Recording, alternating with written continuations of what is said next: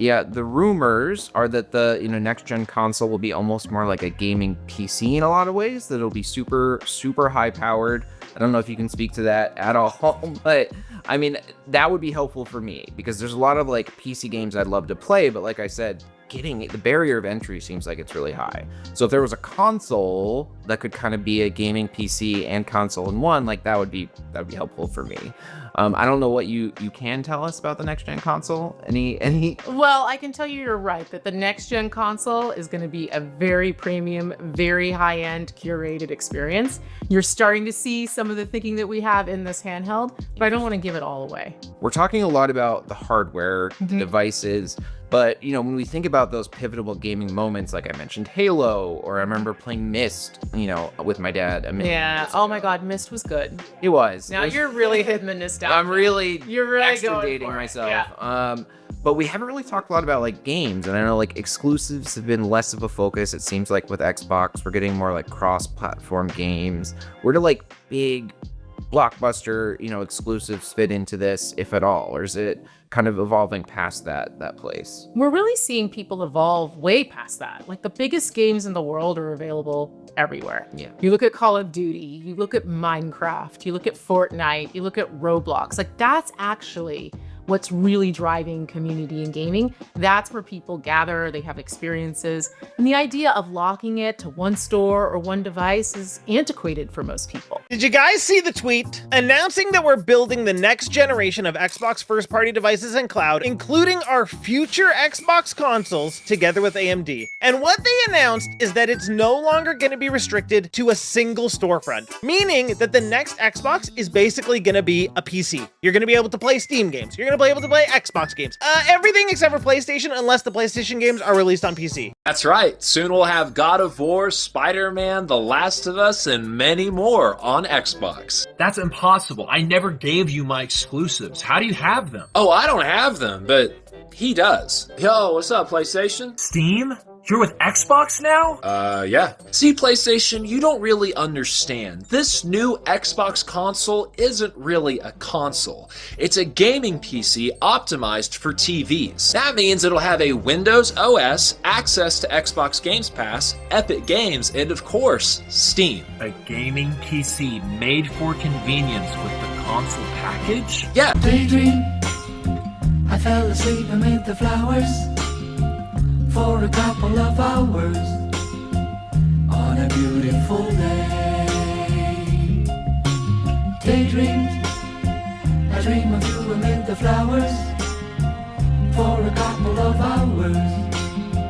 Such a beautiful day.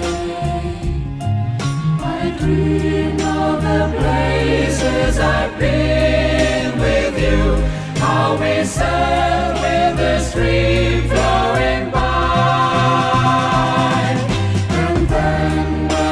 Kiss you and hold you so near. Tell me why you're so shy. Daydream, I fell asleep amid the flowers for a couple of hours on a beautiful day. Daydream, come and dream amid the flowers for a couple of hours on a beautiful day. I hope you enjoy the breadth of titles coming to Xbox. In addition to all these great games, we're introducing a new all-digital Series X and expanding color and storage options across the Series X and S lineup. They'll be coming to select markets this holiday. These new X and S consoles, alongside the many other devices in our Xbox gaming family, offer you more choices. It's our mission to make Xbox the best place for you to play by including the titles from our own studios and Game Pass at launch, by bringing your games into the future with our commitment to game preservation, by pushing the technical boundaries in our future hardware, and empowering you to play your games anywhere you want on Xbox consoles, PC, and cloud. This is what defines Xbox today and in the future. And we're hard at work on the next generation. There's been a lot of confusion, a lot of talk about what's going on in the Xbox's future. But if you listen to the words that they are saying, they are basically saying that they are going to be a PC-centric gaming developer, per se, right? And people are saying, oh, it's going to be first party, and it's going to be third party, it's going to be Asus, it's going to be this, it's going to be that, it's going to be an Asus ROG, except it's going to be an OEM. But the real thing is that none of that matters. Not the power, not the hardware, not who's making it, not where it's coming from, not how it's gonna be. Stay focused on the keys. And the key thing that they keep saying that it's going to be a PC hybrid. It's going to be something that's not completely an Xbox.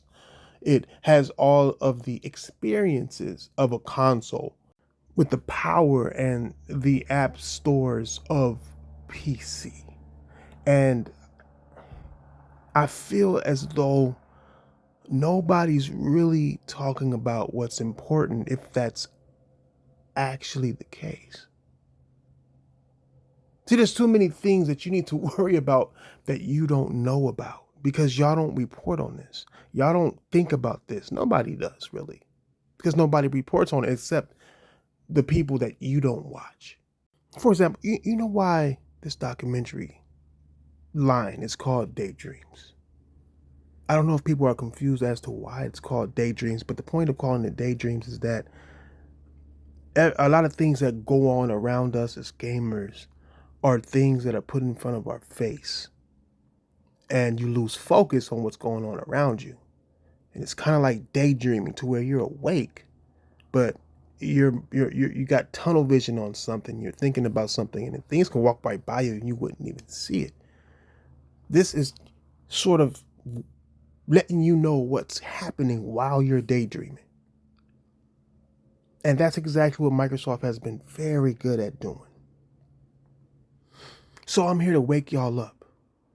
We're going to talk about what really matters on what's going on, regardless of how you feel about it. For example, there are people out there that's using the fact that you can play PlayStation games on this. That's a distraction. It'll cost $1,200 through $1,800. Even though that's a bad distraction, it's still a distraction. You would be able to, run all these different apps, these gaming apps, and all the jargon that they want you to hear and not hear. They want you talking about everything except the worst things about having this device. So in order to wake y'all up and get y'all on the right wavelength, I'm gonna show y'all what Microsoft really thought about gaming in the beginning. Does somebody come to you? Is it Robbie Bach at some point comes to you and says, all right, we're going to do a console? No, not Robbie, not at all.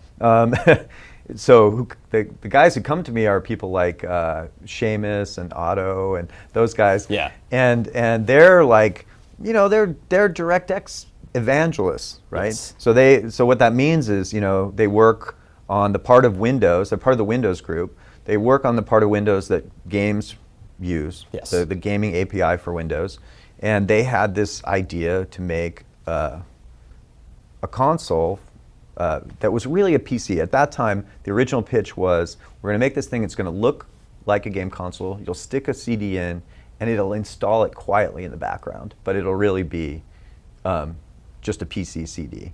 And then it'll play like a console, but it'll really just be a PC game. Wow, how full circle we've I know, it's so Crazy. true. It's so true how full circle. So they always wanted Xbox. They never wanted a console. They never wanted to do consoles, not something that they wanted to do. In fact, the reason why there was the whole Bloody Valentine's is because DirectX removed Windows from the Xbox, making it a console.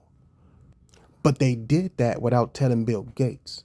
You see, there was two companies within Microsoft that was making consoles. It was the people who did Web TV and the people at DirectX. DirectX was already working on PC and making games on PC, while Web TV had expertise in getting into the living room.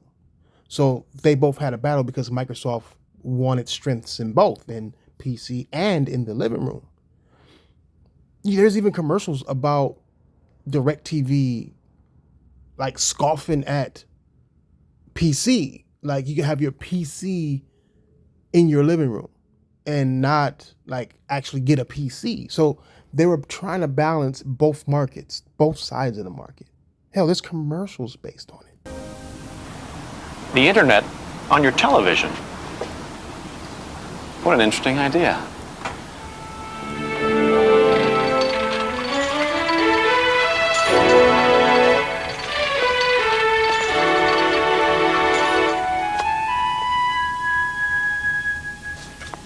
Haven't you ever wondered what the internet's all about? Have you ever wanted to explore it but don't have a computer? Or you have a computer and you're looking for an easier way to surf the net? Well, guess what? You've come to the right place.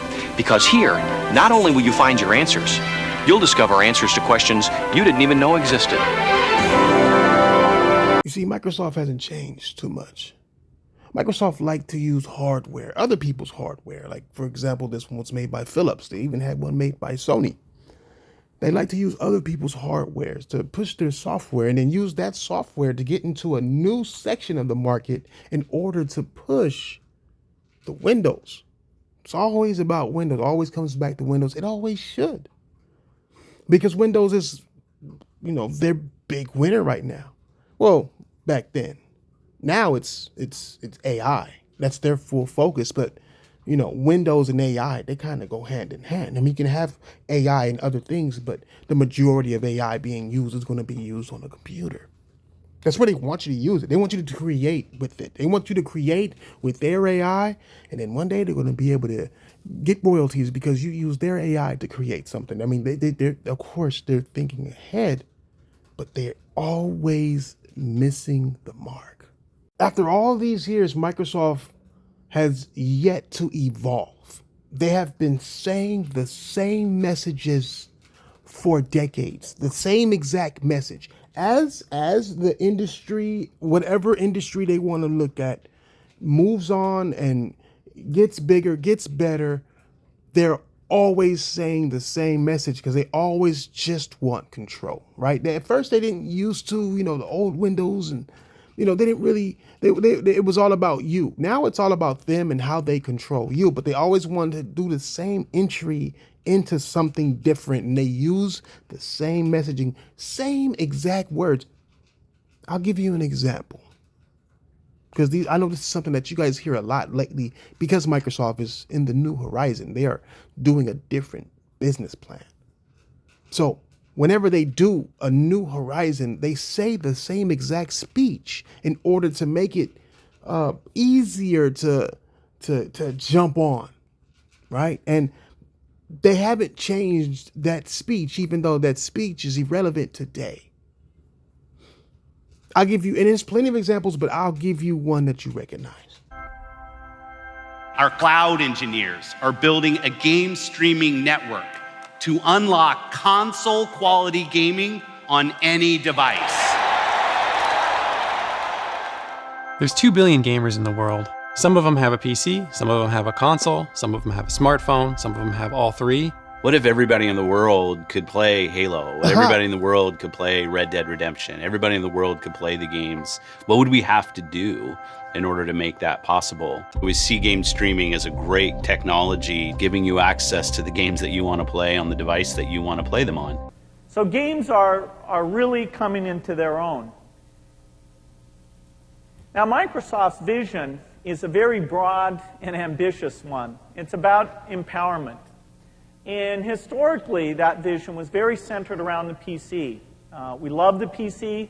The PC is growing. It's getting better and better, and I'll be talking about that today.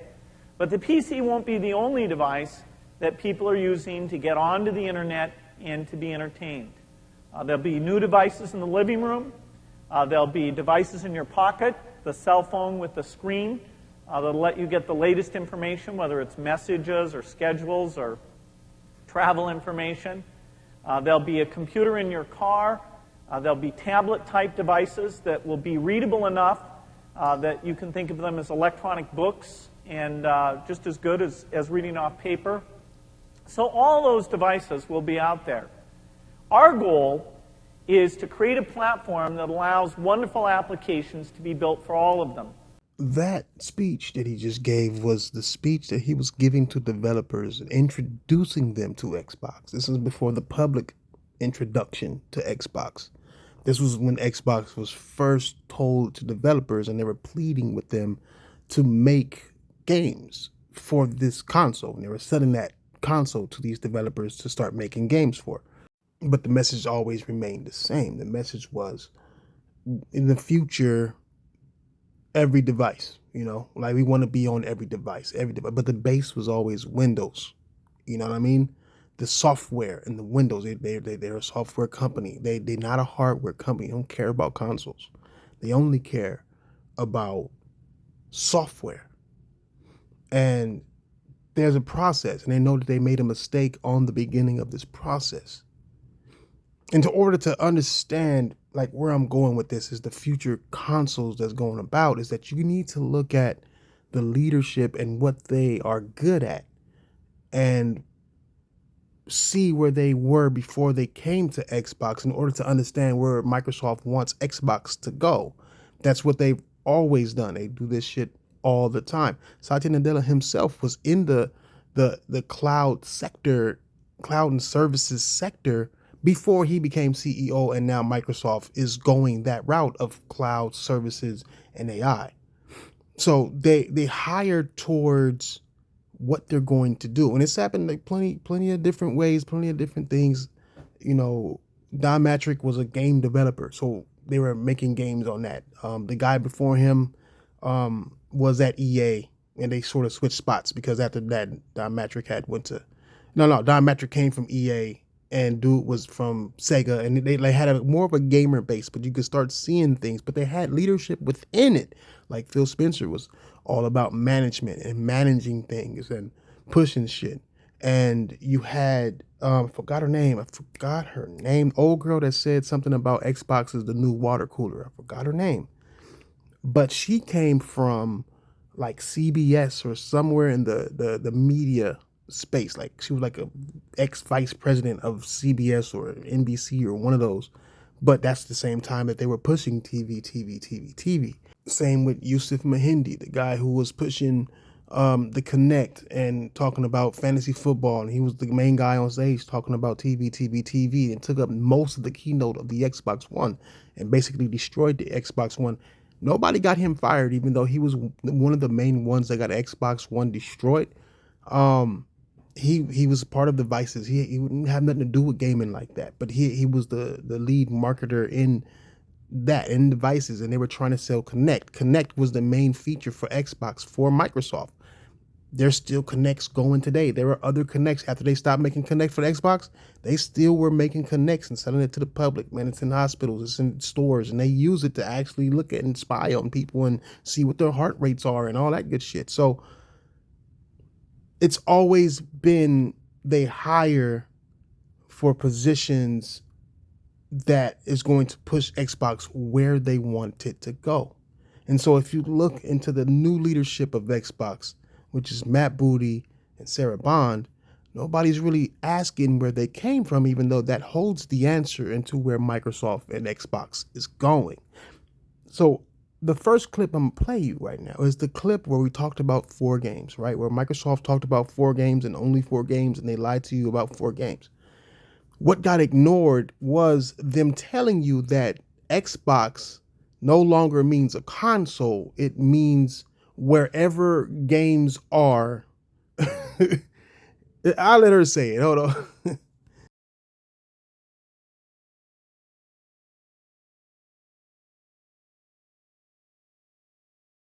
Can we go back to what Xbox stands for today? I think we've pretty much covered all of the elements, but if you could break it down for me. When you play on Xbox, what we're saying is you're playing on a platform where the biggest games in the world are always going to be. You see, this is a message disguised inside of a message. This is them saying that, hey, your games are going to be wherever Xbox is. And if you look at things like the Asus ROG, where it's not really an Xbox, but they branded it as an Xbox. They paid Asus to have an Xbox theme, right? And they said, in exchange, we'll help you with Windows, which don't have shit to do with Xbox like that, but You know, it has something to do with your handheld, right? So because Xbox is on that, they have an Xbox brand on it, then you can say, well, it's where the biggest games are, right? So if you make a OEM or a handheld device, right, you will have the biggest games on there regardless. It doesn't have to be made by them. But then she goes on to talk about what their focus is coming from their company as well. You're playing on a platform where you get to access Game Pass. And all of the games from our incredible range of studios will always launch in Game Pass day one. So for something to be considered an Xbox, from them, it would have to be able to run Game Pass, where you can get and play these games day one on Game Pass. And not all hardware can run these games, right? They don't care how well it runs. Look at the Xbox Asus ROG S, right? They don't care how bad it runs, as long as it runs. And if your device can't run it, then they still got cloud, and cloud is still part of Game Pass. Game Pass represents what Xbox is. And so it's all about the wording on how she put it down. You know what I mean? So it's like, pay attention to how she's saying it and what she's saying. And you can't take the actual subject of why they're talking to us in the first place into mind. You got to go section by section. She asked, what is an Xbox? And Sarah Bond is saying that it's a platform where you can access Game Pass, which we heard Phil Spencer say a while back when it came to Bethesda, saying that Bethesda games will be exclusive to any place that has Game Pass. So they're still pushing Game Pass in sort of a way as a segue to keep you paying a subscription service while you're on PC, because they can't charge you for online play on PC. But then she makes the mistake of making promises of things that they cannot control. Watch.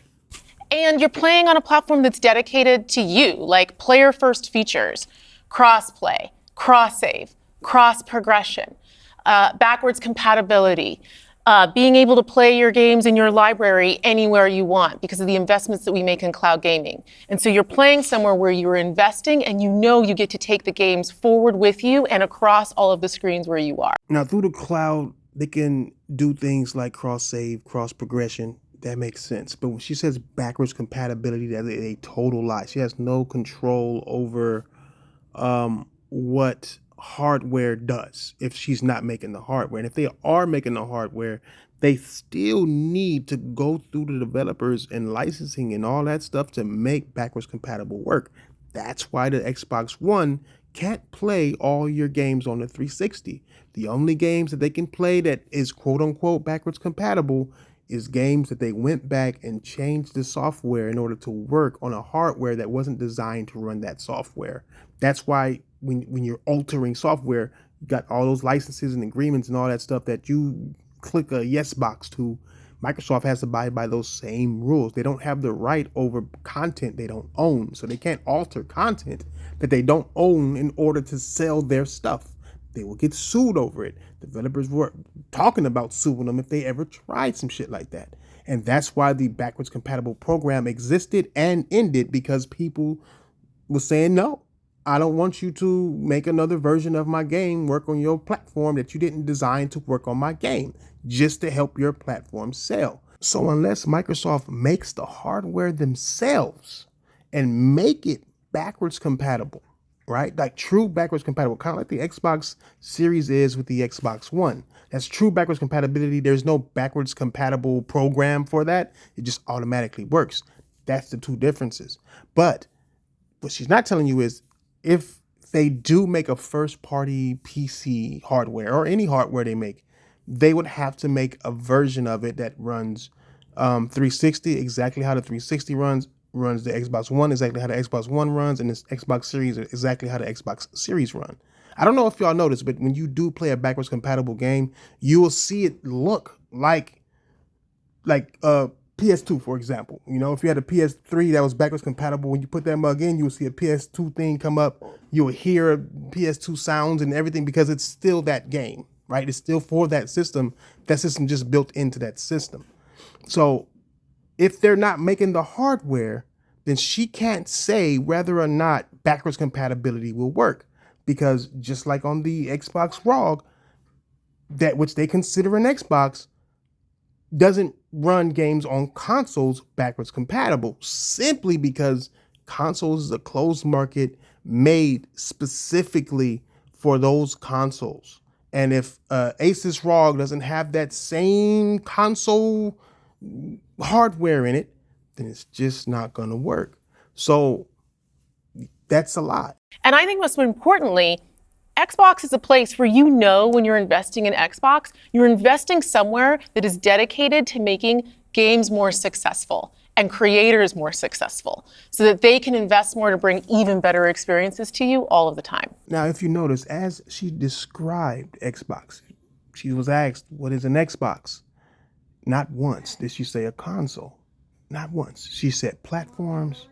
She may have said hardware. I don't think she said that, but she said platform. Because that's what Xbox is. Xbox is a service on platforms. It's an app that has a Game Pass service, that has cloud service, and that's all they need. Because they don't need to make hardware when they can make an app. It's all they've done. It's all they've ever done. But still, what is the background of these two people? Why would they hire them? Well, let's go over their backgrounds real quick. Well, let's let them go over their backgrounds real quick. And I actually started out working at McKinsey in consulting. And at that time, no one did consumer tech. Like Google had an IPO, there was no Facebook, there was no iPhone, and all of tech was considered to be commercial business. And I decided, though, because I liked consumer things and I liked tech, that I was going to do consumer tech, and people thought that that was a little strange.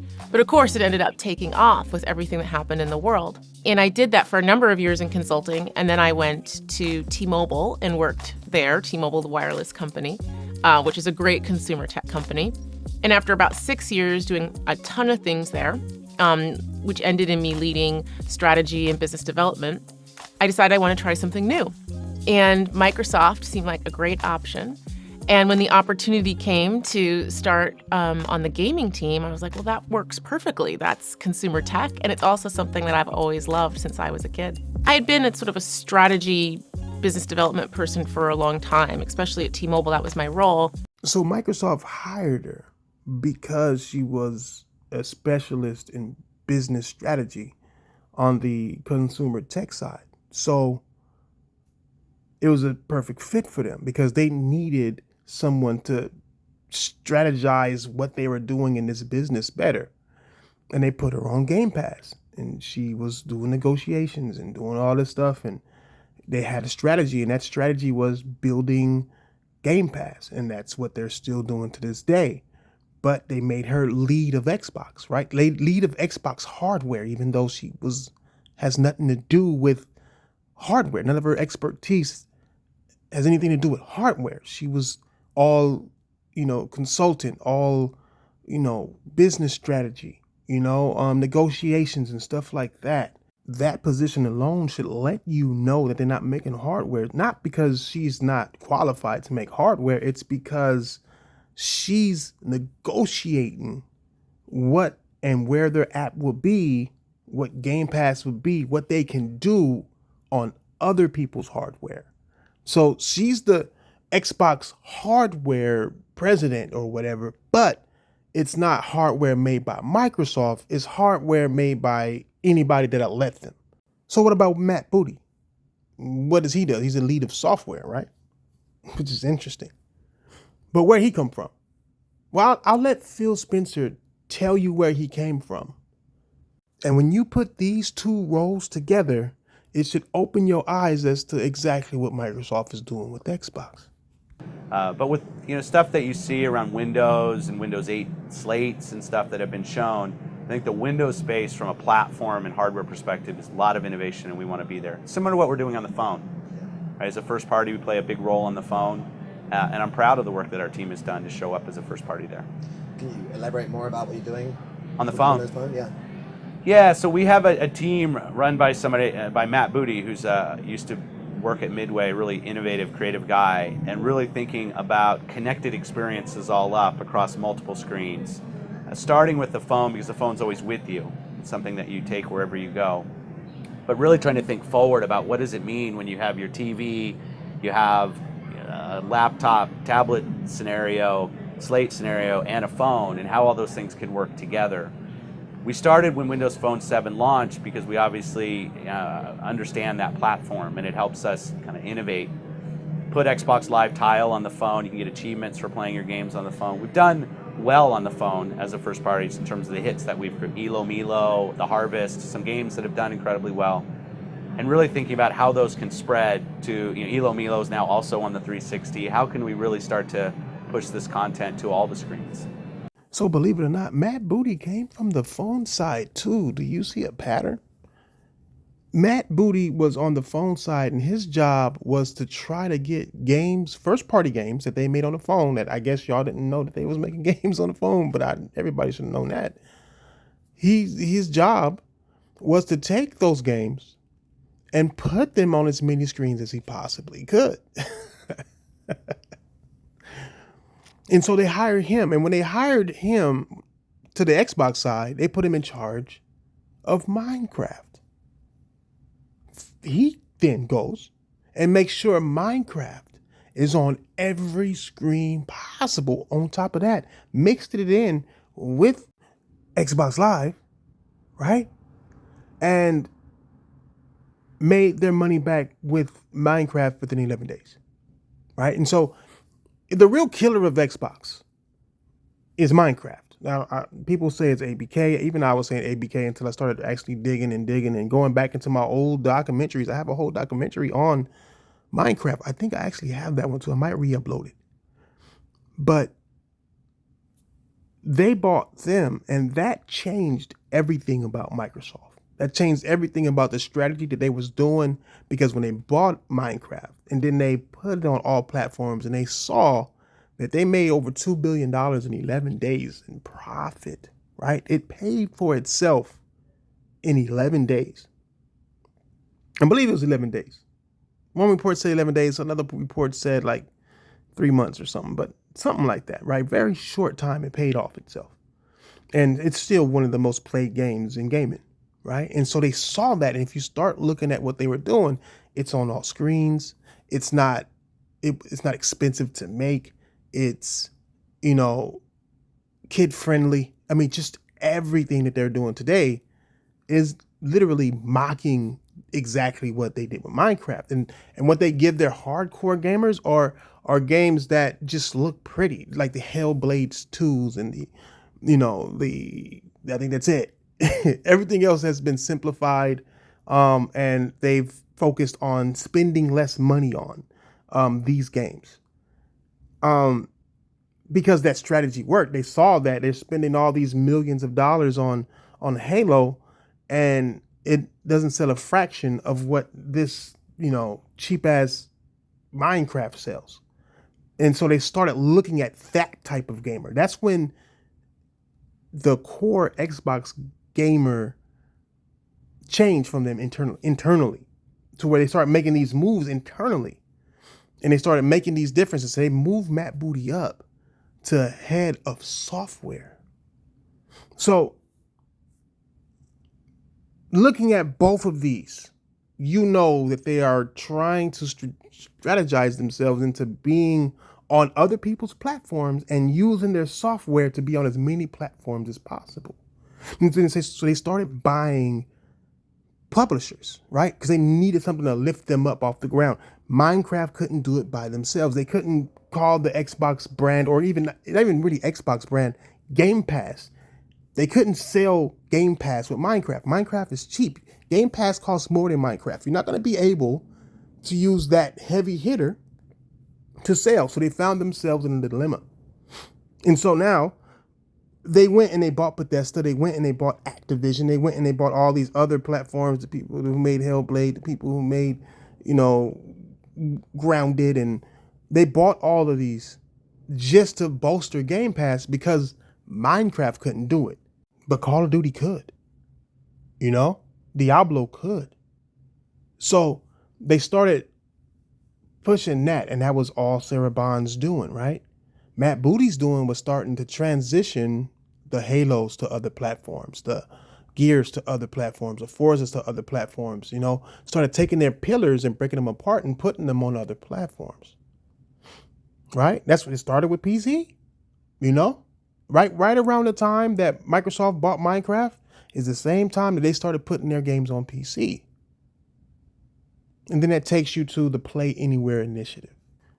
You see, the Play Anywhere initiative isn't designed to weaken the competition.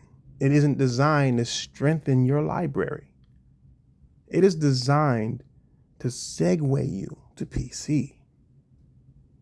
And what y'all not realizing is the only reason why they're going after PC, instead of just making another hardware, is that they have to go back to the original plan of Xbox.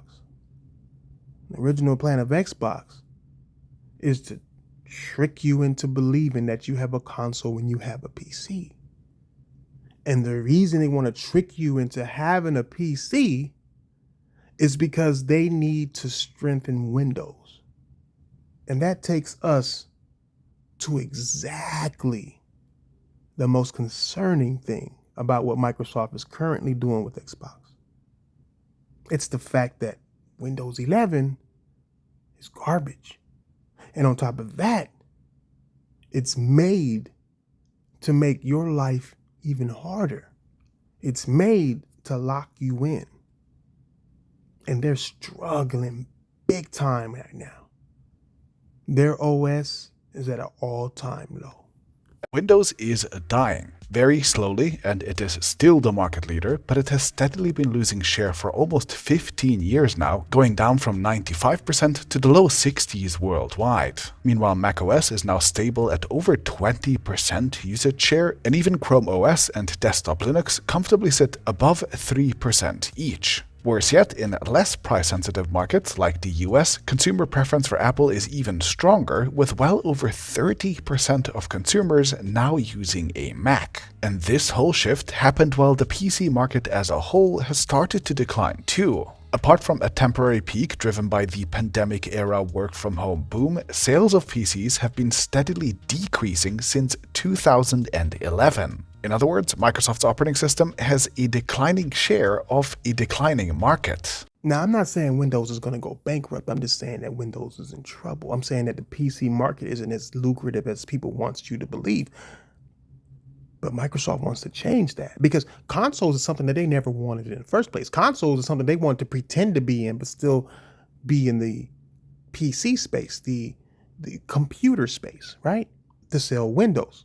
And they keep talking about Windows, or Windows this, Windows that, Windows. You do know that Xbox is an app on Windows. And they need to sell it. Because Windows 11 is under major fire right now. You see, Microsoft is showing their true face on the PC side right now. And these PC gamers, for some reason, ain't telling y'all this. They telling y'all to go to PC. But Windows 11 is under major fire. If you expecting to go there on Windows 10, cool, hey, that's what you think. But this is what's really happening with Windows 11. Many of you who are users of Windows 10 are likely in panic since Windows 10 is about to be classified as end of life by Microsoft. End of life is today, October 14, 2025, a day that will live in tech infamy. Currently, still 40% of Windows users are still on Windows 10. Likely the main reason you have not updated to Windows 11 is because you cannot. Your old computer is considered junk now because it doesn't have this thing called a TPM chip. You're being pushed to get a Copilot PC, one that is equipped to handle the AI companion, even though likely you have not come up with a reason to want to use some spying AI in your daily computer life. Wait. This sounds familiar. This whole AI thing and AI doing this and doing that. That sounds familiar. See, you PC dudes wasn't telling us that Microsoft, if you're going to still be on Windows and be on Windows 11, is forcing you to have a PC that is capable of running their AI. And that is not an old thing. You can't have an old computer. So now they're forcing you to upgrade hardware that you paid for, that you built yourself. Now you're going to have to upgrade it and get a piece to run a software, or you cannot run your OS, which is crazy, right? And I do vaguely remember something about the ROG Ally and AI. One of the cool things is you can actually press the button and ask the AI questions. Where does AI fit into gaming? Is that the vision that everyone has their own like built-in AI assistant as they're playing games from now on? Well, we just believe that anyone should be able to jump in and play a game, and we should make it easy and accessible, and it should be in flow state with you. So yeah, the way it works is you like long press this button. You could be in the middle of a game. You can ask it, hey, can you tell me how I actually use the ABXY? Or what do I do now? Or which way do I turn and what happens? And it will help you out. And so it really opens up more games for more people. Like there's some games that are super intimidating. Like so many people were intimidated by Elden Ring, right? Right. That's a great one. So people will be more likely to try more games, and people stay in games longer. So the team worked really hard to integrate it into the full experience for you versus having to go out, go ask something else. Here it is in flow state. It understands your context. It understands what you want to do, and it can help. Yeah, I assumed it would be watching your screen, and that's how it would know. But it seems like it's also reading other data, like it knows what game you're in, or it knows kind of like what you have in the background, what tools are available. So like it's actually pulling in info from a few different places, not just what's on the screen, right? Yeah, we wanted to build your own gaming sidekick. Like you should never have to game alone ever again, even if you're just holding this device. And so it does do that. When you push the button, it knows where you are in the game. It also knows what game you're playing. It also knows your gamer profile and a whole bunch of things about all of your gamer identity with Xbox. And it uses all of those to give you recommendations, to give you tips, to recommend other games for you that's operating in context of what you want and what you must need. So it's pretty much guaranteed that this new PC hybrid is going to have AI in it, like automatically. It's going to be built for it. Because you can't have Windows 11 without the AI, right? You can't even have a PC with Windows 11 without rebuilding your PC to run Windows 11 because of AI. So they're not going to not have AI. So if you thought that having a Kinect in your house was going to be a little intrusive, well, imagine having this read everything that you do. And it's supposed to be a PC hybrid, right? So if you surf the net on it, then it's going to read that. If your sister uses it or whatever, I don't know whatever they're going to do with it, I'm pretty sure it's going to be designed to have you use it for as many things as possible in order to get as much information as possible, in order to take advantage of that information to not only sell stuff to you and your family, but to everyone. Literal prototype, and you're going to pay them thousands to help them, and they're not going to pay you anything. But let's continue. I interrupted because let him continue about what's going on with Windows. So you don't want this. But it's worse. Microsoft has basically been systematically exerting dominance over its users to the point that you question now if your machine is yours or if it is Microsoft's and you're just paying for it. Just to put some balance in this video, let me show you that I have a long career as a Windows developer. And I've had Bill Gates demonstrate my software at a keynote speech. And I'm a Windows expert. And for many years, even as a privacy guru, I had a tolerant approach to Windows since there were many ways I could configure it to avoid privacy dangers. But in recent years, with the advent of Windows 11, I have to say that Microsoft has truly gone crazy. And the current direction of Windows 11 tells me that it is time for all of you to go. So question, do you think that if you get this hardware that Microsoft is going to make that's first party, that you're going to be able to not have to have Windows on there and you can use Linux or wherever? Do you think you're going to even have that option to do that? Do you think that's something that the reason why they want to call this a console PC hybrid, which can exist, which cannot exist the way that you visualize it, because again, they're saying things to you and have you visualize another.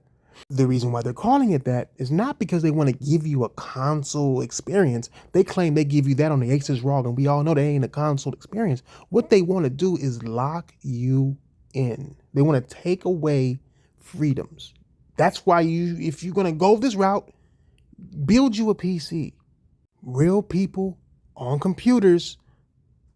This guy is a professional expert at Windows, built software for Windows, is telling people to not do Windows. Microsoft is going crazy, and you have heard nothing about this. Nothing about this. And this has been going on. Go check YouTube. Just check YouTube and put Windows 11, right? Just put Windows 11 or Windows 11 crazy or whatever. And you will see these people saying the same exact thing. But it might just all be a daydream. I fell asleep amid the flowers. Psych, got him. You thought that was the end? No, there's more to this. Chasing Apple's App Store revenue and then forgot what made Windows powerful in the first place: familiarity. They stopped solving problems and started chasing trends. Then came Windows 10, the last version of Windows. It was supposed to fix everything, a service that would evolve forever. Except service turned into subscription, and then Microsoft spent years calling Windows 10 a service, not a product, something that would evolve and not expire. But apparently service now means subscription. Sound familiar? Do it? Does it sound like something you want to get into? You know what? Let me let her continue. They pulled the same crap with Microsoft Office, forcing everyone onto 365 whether they wanted it or not, and now they're doing it again here. It's the same playbook. Take something people already paid for, strip away the ownership, and sell it back as a monthly bill. Damn, she cooking. How come PC dudes ain't telling y'all about this? All these PC channels out there that want to be console channels are telling console gamers, do they not know about what's going on with the OS that they love so much? In the business world, we call that vendor lock-in. You build reliance, then move the goalposts. And if you've ever had to migrate an entire team off a bad system, you know once you're locked in, they own you. Does that feel familiar? They invent Game Pass, charge $1 to start it up, have it for $1 for 5 years, let you compile a lot of games, not feel like buying games because buying games is just too expensive now. Put their games on their day and date to give you even more reliance to be on this platform. And then as soon as they want to, they can move you wherever they want to move you and do what they want to do with you because they own you. You don't own games anymore. No, they own you. Because if you decide to leave them, now you've spent years not having any games to play. You own nothing. And they own you. The real death of Windows isn't about software, it was about trust. Microsoft started treating its users like data points instead of customers. Updates broke more than they fixed, and ads appeared in File Explorer. Privacy settings became more like a maze of off but not really off toggles. And then they pulled the hardware lock stunt. Perfectly good machines, still fast, reliable, they still worked, and then suddenly labeled as unsupported for Windows 11. That's when users realized this wasn't about innovation, it was about control. The company that once sold ownership now sells permission. The company that once sold ownership now sells permission. Sounds like Game Pass to me. Then on top of that, they can sell you this hardware, right, for a crazy price. But then at the same time, make it obsolete whenever they want to make it obsolete. And remember, Windows 11 wasn't even supposed to exist. Windows 10 was supposed to be the service Windows, right? That they are trying to turn into a subscription window. I guess Windows 11, I don't know, you can think about that all you want, but it was supposed to be an ever-changing OS to where you won't need another OS. But they changed that because they can change their mind whenever the fuck they want to change their mind. It's their OS, not yours. You just use it.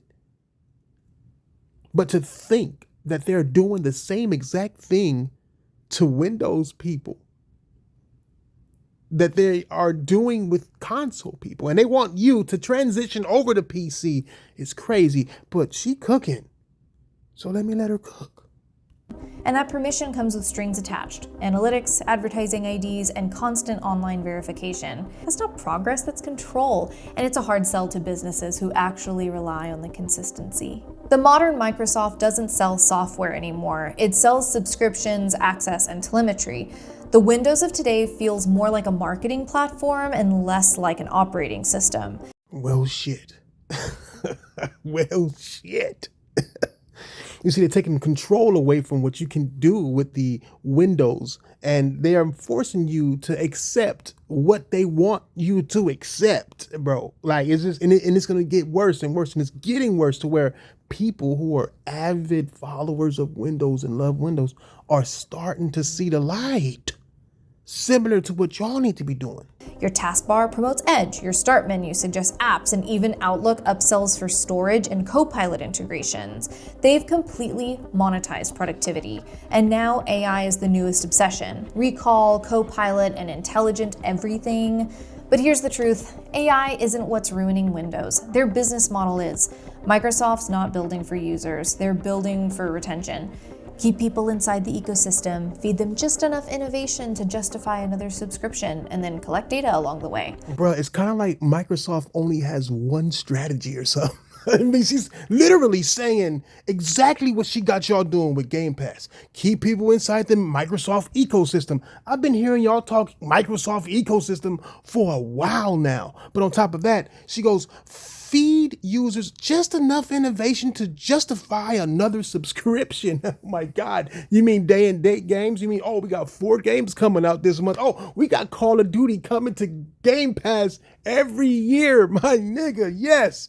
And then it goes, collect user data. If you think they ain't doing that, I suggest you go to the FAQ and ask, because they are. And you might have a box checked to where they're getting more information than what you got. In fact, your information is for sale. That's why Helldivers 2 is on Xbox to begin with, because Microsoft is giving access to Sony to your information. But hey, let's continue, because she making a whole buffet over here. And for some small businesses, trying to stay efficient and secure, that's a nightmare. Because instead of stable, predictable tools, you're now managing an ever-changing ecosystem of forced features and hidden costs. Windows doesn't feel personal anymore, and it feels transactional. You see, that's the kicker. Everything is transactional with Microsoft. It's always been that way, but with Windows, at least they had it to where you felt like you had the freedom to create, the freedom of doing what you wanted to do on this platform, on this OS, on the multiple platforms on that OS.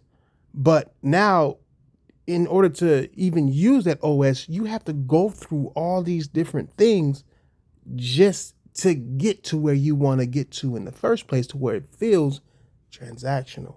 It's like the ads that you see on Xbox today. It's like how they're pushing the cloud and pushing Game Pass and putting their games everywhere and actually disrespecting the actual Xbox gamers out there. And now they want to make it okay to charge you an arm and a leg for less control, less games, no exclusives, right? Because their games are no longer going to be exclusives.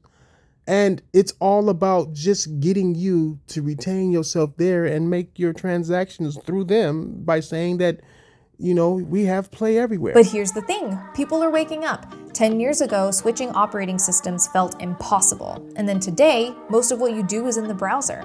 Email, file sharing, chat, project management, everything's online. The operating system is no longer your ecosystem, it's just your gateway. And that's why we're seeing more MacBooks in offices that used to be all Windows. Even Linux, yeah, the Nerd OS is quietly building momentum. Distributions like Ubuntu, Fedora, and Pop! OS are all polished, secure, and they don't try and sell you things every 5 minutes. And for a lot of companies, this change isn't rebellion, it's efficiency.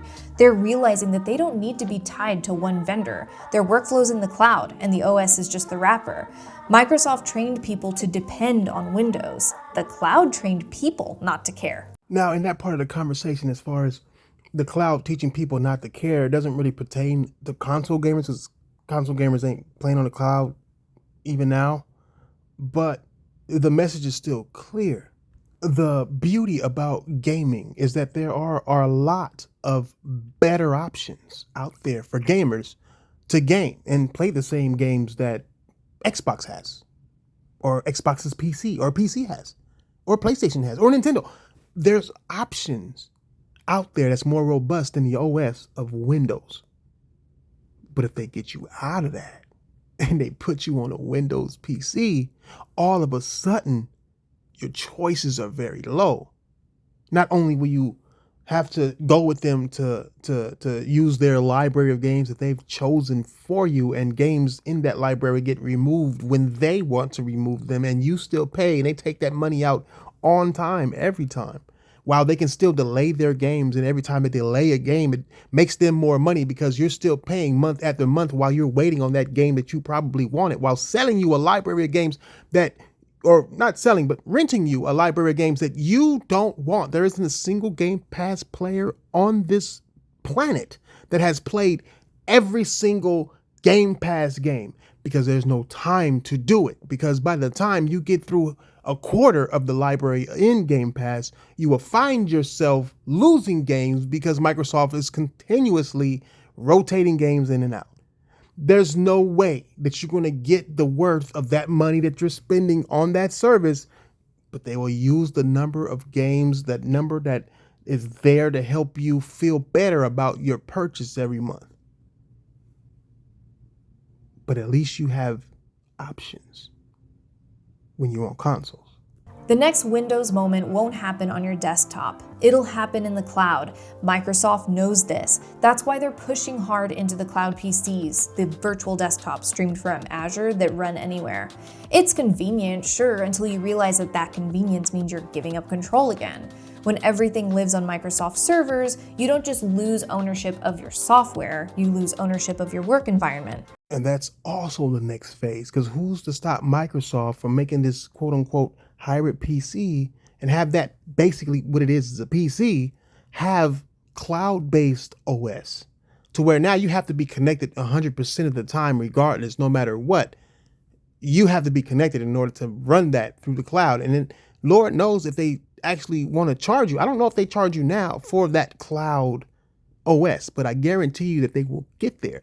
They will get there. But then putting stuff on the cloud and having a cloud OS takes away more freedoms from you. So it's still at the point to where you're going to go over there and be hyped for this stuff and lose more freedoms than you've already lost by jumping on Game Pass itself. And it's not just Microsoft. Apple's heading there with on-device AI that syncs everything through iCloud. And then Google's already there. You live in the browser, not on your machine.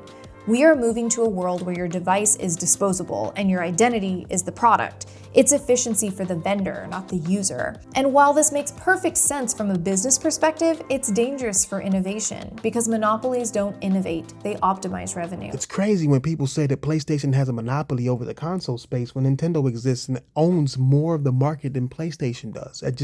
To me, it just shows how blind a lot of people are and what's going on in the gaming world. But that's just the console gaming world. That's not even including that the PC gaming space is also a gaming industry space. So you can't say it's a monopoly when PC exists.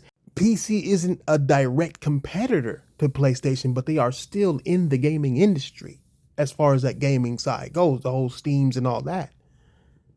But Microsoft has a monopoly in the OS space. They have the majority share. They have the mind share of it all. They're starting to lose it. They're losing it, and they want you, the gamer who don't know about what's really going on with Windows 11 now. They want you to help rebuild and restore and regain power in what they've lost in the OS section of the PC world. Even Steam has its OS. It's only a matter of time before Steam says no. y'all hear them brag about Steam. You hear them brag about PlayStation. You don't hear them bragging about their own stuff. They keep telling you that they're going to make something better, make something new, make something good for you. You are the center. You are this, you are that. But then the biggest sales of these new products that they want to bring out is Steam and PlayStation, two things they don't own. But let's continue. But here's where it gets interesting. Users still have power. If you're tired of being milked by subscriptions, there are real alternatives. Mac OS, Linux, and even cloud PCs from independent providers, they all work, and most businesses won't miss a beat. Your tools are already in the cloud, your files are already synced, and all you really need is a system that's secure, stable, and something you actually enjoy using. And if Microsoft's direction keeps going this way, more people will move simply out of principle. Because in business, trust and reliability are currency, and once that's gone, it doesn't matter how advanced your AI is, people are going to leave. And that's exactly how it is with a PC console hybrid. It's not that, oh, how powerful or how good your AI is. That's a PC thing. But one thing they keep saying is how powerful and how strong this hardware is going to be. But it goes to show, and history even shows, that no matter how powerful you are, people will leave. The best tech doesn't trap users, it earns them. Some of y'all need to get that tattooed on you. I ain't even gonna bullshit, bro. Some of y'all need to get that tattooed on you. The best tech doesn't trap users. It earns them. Who taught this bitch how to cook? I'm telling you, dog, she is spitting. Need to start paying attention, I promise you. Because this is the road they're trying to lead you down. Say what you will, Windows changed the world. It put a computer in every home and every office. It connected people, it built industries, and it made the modern economy possible. But somewhere along the line, Microsoft forgot that success came from empowerment and not control. Windows used to represent creativity and ownership and possibility, and now it represents surveillance, subscriptions, and lost trust. And it's just so sad because Microsoft didn't have to lose the people who helped them build their empire. Damn, how on point is this? Why is it parallel universes? Why is Microsoft fucking up in the same exact way in two sectors of what they do? Right? They have plenty of sectors, but they are fucking up in two ways exactly the same, man. To where PC people feel like they aren't being appreciated. They feel like, hey, we brought you up. How you gonna disrespect the ones that brought you here? That's the same way Xbox players feel, the real ones. We brought you here. How you gonna disrespect us? How you gonna sit there and say something crazy like Blockbuster games are antiquated? Like, how? How do you do that? How do you succeed in doing that? You literally step on the people who got you there and then gonna cry when they leave. They just stopped listening to them. Windows didn't die because it failed, it died because it became unrecognizable. Bro, do you recognize Xbox anymore? Look to the Xbox on your left. Do you feel like you recognize that motherfucker, or is it a stranger in your house? They went from having all kind of innovations, bro. Bro, they had corded controllers on the base Xbox, the original Xbox, right? But they had like detachment mechanisms in them to where if you tripped over them, it'll detach so it doesn't pull your damn console down like a PlayStation 2 would get pulled down a million times. Your mama trip over it and it'll hit the floor and you can't say shit because she'll give you that look like, I dare you to say some shit, type of shit. Where Microsoft thought about that. Those little things. What happened to that? What happened to the music player? What happened to the games? What happened to creating great games, or at least buying people you know can create great games that would shake the industry? The Xbox is unrecognizable, bro. Putting their games on their competition, always talking about services, always talking about the cloud. Unrecognizable. How do you, we live in two parallel universes. It's just that one side is awake and the console side is in a daydream. I think we do amid the flowers for a couple of hours, singing all of the day.